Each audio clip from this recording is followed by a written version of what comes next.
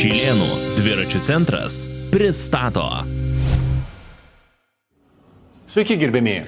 Šiandien esame Kaune ir šiandien mes esame parduotuvėje Dvirteks. Kaip žinote, Dvirteks yra mūsų dviračių komandos Dviratai Daistatus rėmėjas, todėl mes esame čia. Ir šiandien mes kalbame su Virgiu Bendaraičiu.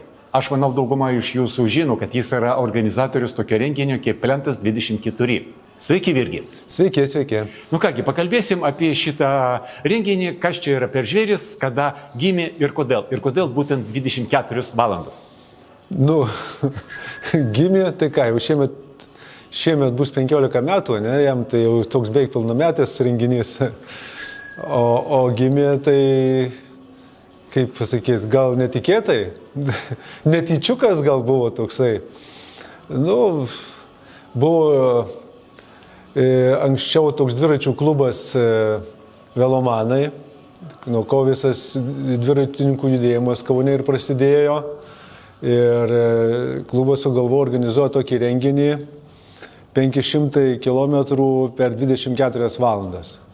Nu ir čia buvo, kaip sakant, tais laikais kažkas neįtikėtino. Važiavom tiesiog per Lietuvą, buvo sugalvotas maršrutas, buvo palyda, buvo maitinimas.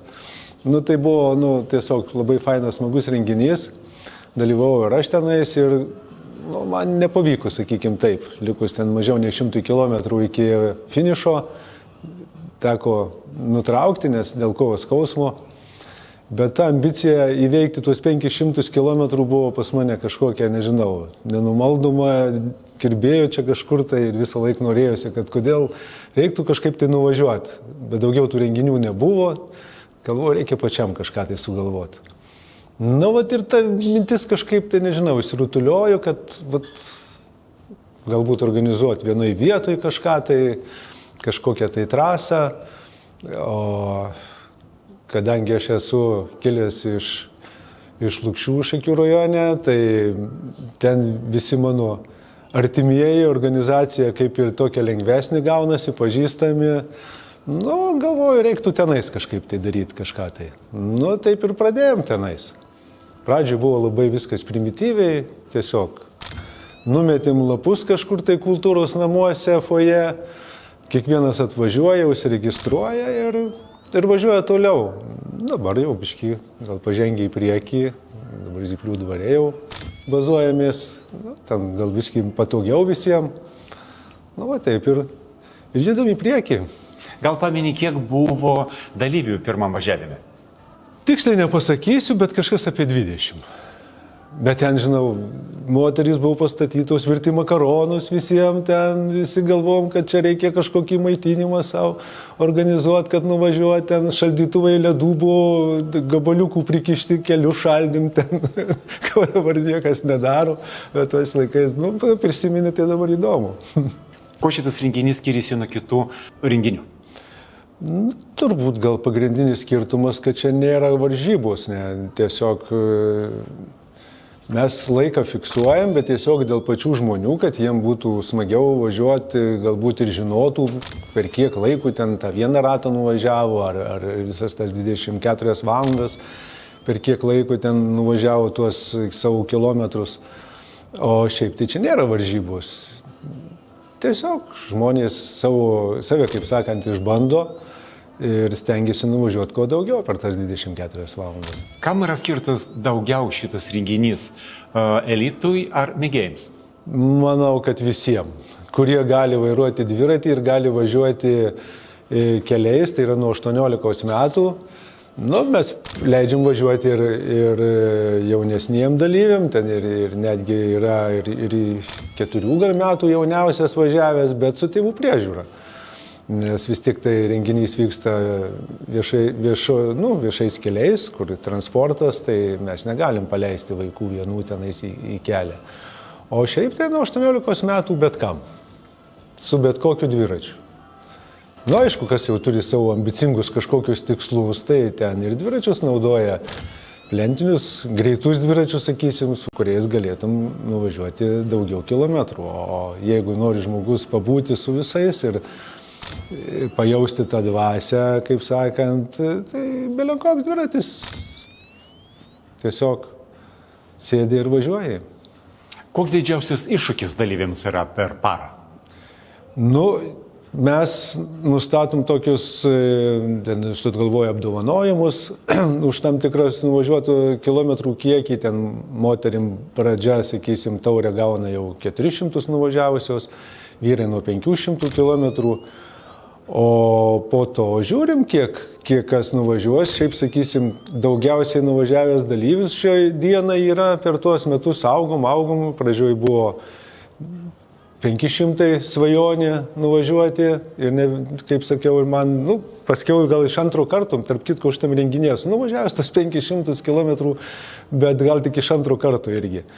O šiaip augom, va, kaip sakau, ir šiai dienai rekordas yra 753 ar 4 km per parą. Tai vat, niekas, kaip sakant, jokių tikslų mes kaip organizatoriai dalyviam nestatom, bet kiekvienas pats savo nusistato, ką jisai nori, kiek jisai nori. Paprastai tie žmonės, kurie jau kelia savo didžiulės ambicijas, tai nori pagerinti tą rekordą. Galbūt taip čia kiekvienas savo nusistato, ką jisai nori pasiekti. Noriu priminti žiūrovom, kad Virkis dar nespėjo pasakyti, bet pasakysiu aš. Yra numatyta 2 taurės už 500 km pravažiuotą distanciją ir antra distancija yra 555 km, jeigu aš neklystu. Jo, ten toks yra klubas įsteigtas, nežinau, tas skaičius man toks patiko. Tais laikais, kaip sakau, ne visi tuos 500, dabar ne visi nuvažiuoja be abejo, bet tie 500 buvo jau toks jau labai, labai ambicingas tikslas. Tai sugalvojau, kad 555 tas skaičius man toks, tai galvoju, reikia kokį klubą padaryti, 555. Ir įsteigim tokį klubelį, kuriame ten dabar dalyvių yra, ta prasme, žmogus nuvažiavęs 555 ar daugiau, patenka į tą klubą. Ir dabar ten, nežinau, dalyvių turbūt apie 30 yra, kurie jau nuvažiavo tiek. Aišku, yra nuvažiavusių kartojas, vietas per žmogus nuvažiuoja kitais metais vėl galbūt tiek, bet čia pirmą kartą nuvažiavęs žmogus patenka į tą klubą. Tai turbūt iš 30 dalyvių, man atrodo, ir aš dabar bijau suklyst, bet kažkas 30-40. Ir noriu priminti žiūrovom trupučiuką savo pakelt odagą, kaip sakoma. Šį kartą, tiksliau, šį vasarą man teko iš Virkio rankų paimti vieną taurę, nors planas buvo 2.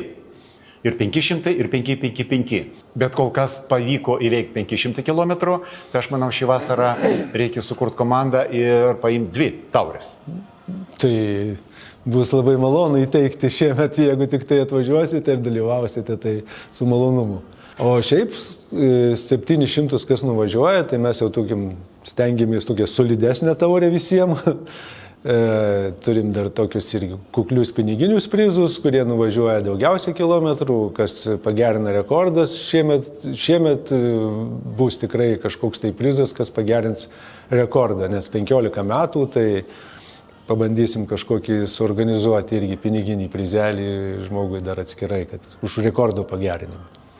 Kuris dalykas yra svarbiausias šitam renginyje, galva ar kojas? Turbūt, kad galva, aš taip galvočiau. Nėra ten labai, sakysim, fiziškai galbūt sunku. Tiesiog, ta prasme, jeigu ten kažkokių ypatingų gal nereikalauja, nes trasa yra lygumoje faktiškai, ten nedidelis kalniukas vienas tik tai yra. Bet aišku, žmogus pavargsta per jeigu parą laiko, ten važiuoja su minimaliom pertraukėlėm, kas stengiasi nuvažiuoti kuo daugiau. Tai savai aišku, žmogus pavargsta, tai tada jau galbūt pradeda veikti galva, jau reikia perlipti per save, kad priverstum toliau vėl judėti į priekį, jeigu kažkokiu siekia ambicingo tikslo. O kaip ir sakiau, kiekvienas važiuoja kaip jisai nori, pavargai gali stoti, kepti šašlykus, jeigu nori. Ar ten, gerti nealkoholinį alų, pavyzdžiui. Kokias klaidas daro dalyviai, kurie pirmą kartą dalyvauja šitam renginyje? Pagrindinė gal klaida, tai pirmam rate visi išvažiuoja kartu ir dalyviai turi daug jėgų, kaip sakant, nepavargę nei vienas ir greičiai dideli. Ir kurie pirmą kartą važiuoja, jie kažkaip tai įsilieja į tą bendrą tokį judėjimą kartu ir tiesiog, galbūt per anksti pavargsta, nes galbūt neįvertina savo jėgų ir lekia su visais, o po to pasirodo, kad galbūt nereikėjo to daryti. Aišku, jeigu ten žmogus važiuoja vieną ratą, ten ratas 62 km, tai galbūt nuvažiuoja jisai, bet jeigu jis galvoja, kad važiuos ten, nežinau, 200-300, tai gali būti ir per didelis greitis pradžioj. Su visais ten taip lėkt, o žiūrėti pagal save.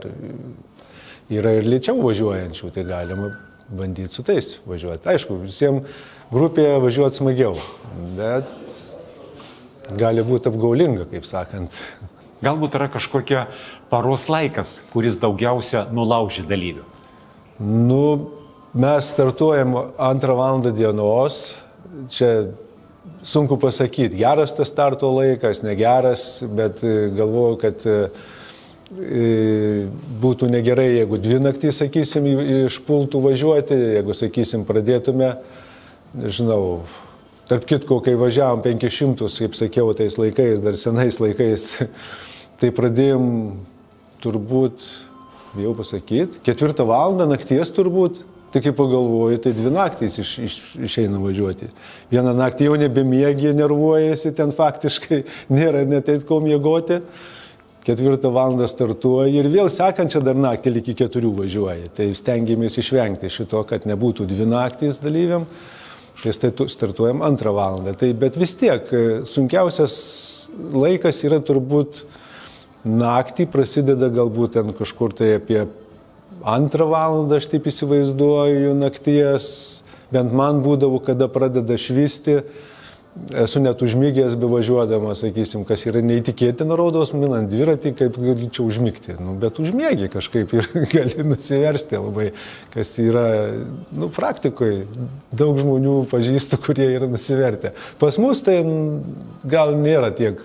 Bet kituose renginiuose, kai važiuoju, tai žinau tokių pavyzdžių, kurie yra užmigę ir nugriuvę. Tai čia tiesiog reikia save kontroliuoti, tuo metu reikia sustoti, galbūt vandeniu apsiprausti, pailsėti ir toliau važiuoti. Iš savo patirties noriu pasakyti, kad man sunkiausias laikas buvo, aš jau 3 kartus buvau, pats irgi dalyvavau šitam renginyje, pats sunkiausias laikas buvo rytas, kai jau saulė... Taip. Mes matom kažkur apie 6-7 valandą. Yra praktiškai čia yra šalčiausias paros laikas ir tada ateina pats didžiausias nuovargis. Naktį važiuoti yra, jeigu oras geras, tai yra pakankamai šilta, viskas yra gerai, o paryčiais yra pats sunkiausias laikas. Taip, kažkas vakai saulėje tekant, taip. Čia skirtingai galbūt, visi skirtingai, kaip sakant, reaguoja į visas sąlygas, bet pagrindinai turbūt tas. Kaip dalyviai tvarkosi su maitinimu per visą parą? Ar jie su savimi vežioja maistą, ar turi kažkokią vietų virtuvėlį savo? Maitinimas, taip, kaip organizatoriai mes maitinimo, neįsipareigojam maitinti, bet, sakykime, vaišės kažkokias paskutiniu metu sugalvojam, ten yra vietinis moterų klubas, kuris ten mūsų kartais palepina, išverda kažkokią tai sriubą, jau 2 metus, man atrodo, iš eilės vaišino mus, tai visiems labai patinka tenais karštos ribos, kaip sakom, ryte, jeigu šaltesnis būna rytas, grįžti karštos ribos, ten, sakysim, suvalgyti kokį 1-kitą šaukštą. Pertrauksiu irgi sekundėlį, priminsiu, kad pavyzdžiui, šį vasarą aš pamenu, kad moteriškis išvėrė vos ne kiekvienam po kibiro sriubos ir su mėsom, ir su ten bulvis ir agurkai, tokia kažkokia, ar troškinys buvo, ar kažkoks daiktas, superinis dalykas. Taip, tai čia tiesiog, mes nuo savęs, kaip sakant, tokių įsipareigojimų nėra, bet stengiamės žmonėms, kaip sakant, palengvinti tą dalį. O šiaip žmonės turi rūpintis maistu patys. Ten vietoje yra ir virtuvėlė, ir galima, kaip sakiau, kepti šašlykus, jeigu yra noras, yra laužavietė, tai jokių problemų nėra, jeigu norima karšto maisto kažkokio prasimanyti, o trasoje, tai kaip ir įprastai, kažkokie batonėliai, ar ten sausainis, ar ten kažkoks tai bandelė kažkokia, tai atsigert kažką reikia turėti, ar tai jeigu nesidaro žmonės ten kokių izotoninių gėrimų, tai tiesiog kažko, tai bent jau vandens turėti. Tai pakeliu yra šaltinėlis, jeigu pritrūksta vandens, galima sustoti, pasipildyti. Tai nėra čia didelių problemų, kadangi ratas 62 km, tai tikrai nereikia ten pasiimti kažkokių didelių kiekių nei maistų, nei vandens. Kiek aš suprantu, dažniausiai dalyviai važiuoja su plentiniais dviračiais, gali būti ir triatloninį nenustapsiu, o gal teko matyti kokią nors įspūdingiausią dviratį? Įspūdingesnių gal pas mus nebuvo, nežinau, tiesiog tarptų triatlonininkų, ten, kurie dabar pradėjo dalyvauti, tai ten tokie ultra kažkokie tai dviračiai atsirado, kuriuos jie naudoja, bet ten kažkokio ypatingo, kažko labai jau išskirtinio, tai nebuvo. Kokia yra situacija su merginom? Ar jų daugėja, ar jų mažėja, ar kiek procentų yra iš dalyvių moterų dalyvavimas? Jeigu įman, sakysim, nuo pat pradžių, tai merginų padaugėjo, nes ten pradžiai tai gal buvo viena, tik tai ar dvi ten pradžiai pradėjo važiuoti, o dabar tai nėra, sakysim, ten labai jau daug, bet gal sakyčiau, tai kokia 10% turbūt nuo bendro dalyvių skaičiaus. Ar tenka organizatorium kažkaip turi reguliuoti saugumą trasoje, ar buvo galbūt kažkokių incidentų? Mes patys tai tik tai dalyvius įspėjam ir prižiūrim, kad visi važiuotų su šalmais, kad naktį turėtų, sakysim, kažkokias šviesas, kad liemenės būtų, dėl pačių saugumų, ne dėl to, kad eismo taisyklės to reikalauja, bet dėl pačių saugumo. O šiaip tai kaip ir visur pasitaiko kažkokių nugriuvimų, tenais nukritimų kažkokių, tai ypatingų ten gal susižalojimų kažkokių nebuvo. Bet tiesiog dalyvis atsakingas pats už save, reikia žiūrėti, kaip sakant, laikytis eismų taisyklių. Tiek gal pavojingiau yra, kad, kaip sakiau, kad pradžioje lekia grupėje, žmonės nepratę grupėje važiuoti ir kažkoks vieno neatsargus manevras gali iššaukti ten, sakysim, kitų griuvimą, dar kažką. Tai, kaip ir sakau, kurie nepratę, geriau važiuoti atsargiau, galbūt neliekti su visais tais sportuojančiais toj grupėje, kol dar jėgų užtenka, o važiuoti galbūt su kitais, kurie irgi yra panašaus pajėgumų. Tai tiesiog ir dėl pačių saugumų ir dėl jėgų taupymų, nes gali jų ateityje ir pritrūkti. O kiek procentų iš visų dalyvių, pavyzdžiui, kiekvieno renginio važiuoja parą? Galvočiau, jeigu pas mus dalyvių ten kiekvienais metais maždaug sukasi skaičius apie 70-80, tai parą galbūt kažkur apie iki 20 dalyvių turbūt važiuoja. Priklauso nuo oro, jeigu oras blogesnis, tai galbūt šiek tiek mažiau, bet turbūt kažkas apie 20 dalyvių maždaug, plius minus. Galbūt išstrigo galvoje koks nors įvykis arba dalyvis per visą renginio istoriją. Dėl savo, nežinau, elgesio galingumo, galbūt tai pavadinsim, arba kažkokių kitų dalykų.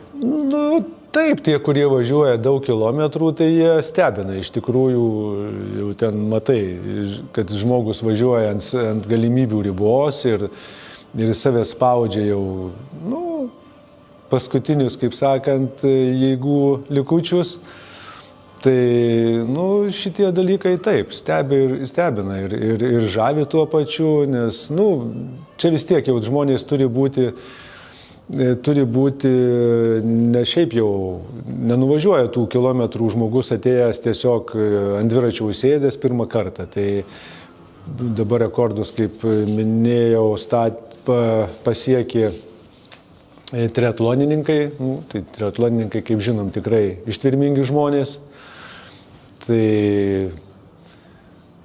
taip, man gal pagrindinis dalykas šitas žavi, kad tiek ištvermės žmogus gali turėti ir tokių užsispyrimo. Būna, kad ir nepasiekia to rekordų. Praeitais metais irgi tiesiog jis pats savęs labai spaudė, bet nepavyko. Tai, taip, man nežavi šitie dalykai. Kokie būtų pagrindiniai patarimai žmogui, kuris pirmą kartą norės dalyvauti šitam renginyje? Tiesiog nusipirkti, ar jeigu neturi dviračio, nusipirkti dviratį, jeigu turi, aš manau, kad jeigu jau galvoja renginį dalyvauti, tai turi. Tvarkingą dviratį, pasiruošti dviratį, tvarkingi stabdžiai, nebūtų kitų problemų kažkokių, pasiimti šalmą ir atvažiuoti ir pabandyti. Čia nieko ypatingų nėra, 60 km vieną ratą nuvažiuoti, tai aš manau, gali kiekvienas. Lėčiau, galima važiuoti lėčiau, nėra ko skubėti. Jeigu, sakysim, greitai važiuojantys nuvažiuoja ten maždaug per 1,5 valandos iki 2 valandų, tai galima važiuoti 3 valandas, pavyzdžiui. Niekas nevėja. Galima sustoti, pailsėti. Yra pakelių stotelių autobusų, bet kuriai galima sustoti, pasėdėti, pailsėti ir toliau važiuoti. O jeigu žmogus planuoja visą parą važiuoti, galbūt jiem yra kažkokių specialių arba atskirų rekomendacijų? Tai kaip ir sakiau, jeigu jau visą parą, tai įvertinti savo jėgas ir pernelyg neperskubėti pradžioj, nes vienas dalykas, kaip ir bėgant, sakysim, dalykas bėgti sprintą iš pilnai savo visom jėgom ir bėgti maratoną. Tai čia, kaip sakykim, pas mus yra maratonas, tai nereikia perskubėti. Tiesiog pasiruošti save psichologiškai paruošti, kad galbūt ir nebus labai lengva, sakysim, bus kažkokie sunkumai, gal paskaudės koją, gal dar kažką. Ir tiesiog, jeigu jau tikrai užsispyri važiuoti visą parą, tai reikia per save, kaip sakant, biškį perlipti. Visur reikia save biškį privartauti, galbūt, sakyčiau, bet jeigu jau matai, kad tau sunku ir tikrai negali, tai niekas nevaro, galima sustoti ir baigti, kaip sakant, važiavimą. Kokia įtaka turi rezultatui palaikymo komanda, taip pavadinsi? Jeigu tenais važiuoji laisvai, atsipalaidavęs, be jokių ten savo ambicingų tikslų nekeli, tai komanda gali ir nebūtina. O jeigu jau važiuoja, kaip žmonės siekia, ten pagerinti rekordus ar važiuoti 500-600 km, tai komandą patarčiau turėti, kuri ten paruoštų maistą, kad nereikėtų tau per nelik ilgai ten kažkuo tai užsiminėti, ten savo organizuoti kažką tai. Žinau, prisimenu gerai, dalyvavo sūnus su tėte. Ir tėtis, man atrodo, važiavo, sūnus buvo palaikymo komanda. Tai ten buvo taip minučių tikslumu, viskas pas juos surikiuota, maistas paruoštas, žino tiksliai parvažiuoja, žino tiksliai, kiek minučių gali jisai ilsėtis. Ir iš karto baigėsi laikas, jis sodina ant dviračių, pastumė, jis turi išvažiuoti, nes buvo matyti toks susitarimas, kad yra kažkoks tai tikslas ir tada reikia laikytis kažkokio tai grafiko. Tai jeigu mes kažkur tai pradedam atsilikinėti, tai kažkur reikia jau dasivyti. Tai ten buvo labai sustyguotas darbas ir irgi toks vienas iš tokių įdomesnių momentų buvo tais metais. Kodėl dviratininkui galbūt rekomenduojama nors kartą gyvenime sudalyvauti šitam renginyje? Kodėl? Tai save išbandyti visą laiką įdomu, man atrodo, kad ar šitam renginyje, ar kitam ten žmonės kažkur tai eina, lipa į kalnus, ar nori nueiti kažkokį tai atstumą, ar ten dviračiu nuvažiuoti kažkiek tai.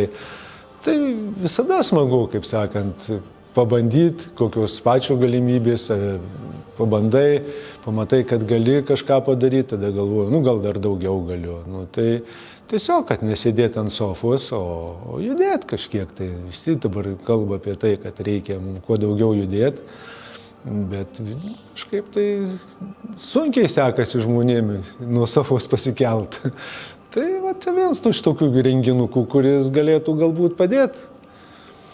Smagu, kolektyvas kažkoks, bendraminčiai, susitinkam kiekvienais metais, pasimatom ir kas įsijungia nauji irgi pajunta tą dvasią ir patinka, dažnai sugrįžta. Jeigu neklystu, renginys vyksta kiekvieną pirmas šeštadienį Liepos mėnesio. Taip, mes apie Mindaugo karūnavimo dieną maždaug ten sukamės, tai gaunasi taip, kad pirmas savaitgalis, sakysim, šiemet bus, man atrodo, Mindaugų karūnavimo dieną pirmadienį, tai tada bus šeštadienį, sekmadienį, kad dar pirmadienis būtų poilsio.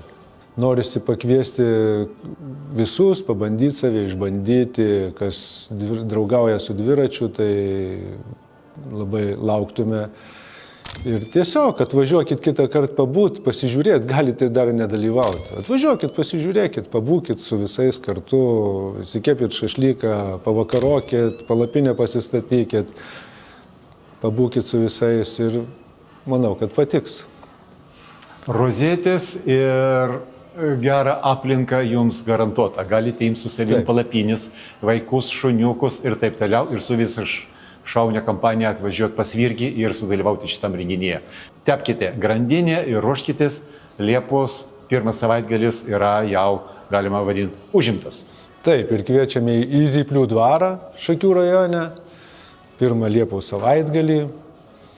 Tikėkime, kad bus geras oras, ne visada aišku pavyksta su geru oru, bet dažniausiai būna geras oras iš tikrųjų. Liepos mėnuo, tai taip kažkaip dar, visko, kaip sakant, bet jau taip dažniausiai būna geras oras. Tai va, visus kviečiam, plentas 24, kalendoriuje reiktų kažkur pasižymėti ir planuoti. Ačiū Virgi už pokalbį, o su jumis, gerbėmėjai žiūrovai, susitiksim kitą kartą. Ačiū už dėmesį.